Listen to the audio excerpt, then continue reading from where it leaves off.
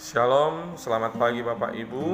Firman Tuhan yang akan menyapa kita di pagi hari ini tertulis dari kitab Kisah Para Rasul pasal yang kedua ayat 25. Demikian bunyi firman Tuhan.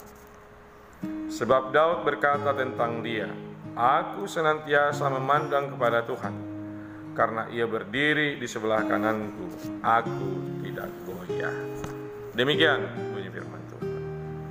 Bapak Ibu yang terkasih dalam Yesus Kristus Tuhan kita, nas ini adalah bagian dari khotbah Petrus setelah mereka bersama-sama dengan murid-murid Yesus lainnya diberi kuasa menerima karunia Roh Kudus yang turun dari surga.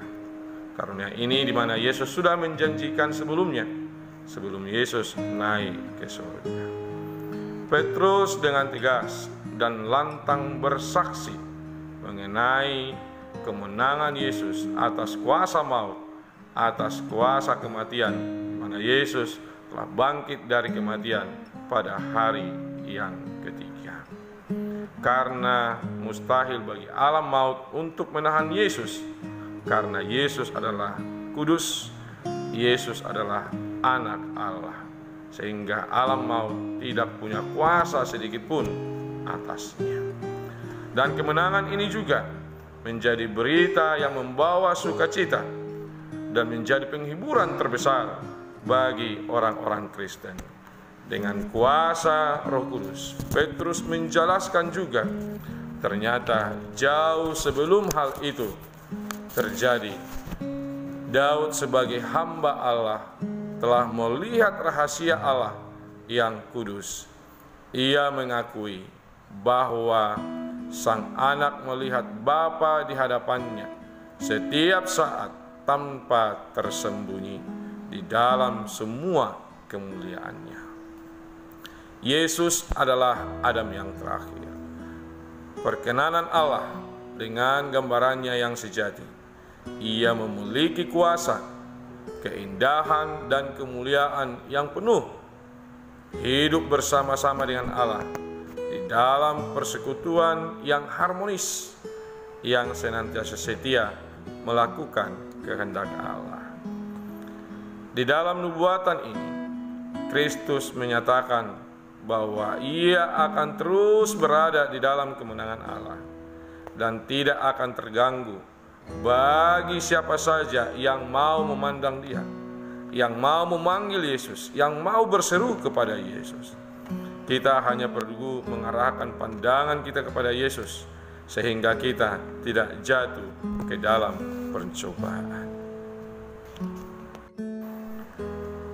Bapak Ibu yang terkasih dalam Yesus Kristus Tuhan kita, Petrus melalui nats hari ini hendak mengajak kita untuk percaya dan yakin bahwa Allah senantiasa setia menjaga kita, mendahului langkah kehidupan kita, mendampingi hidup kita, supaya kita tidak khawatir, tidak takut, karena ada Allah yang menjaga kehidupan kita.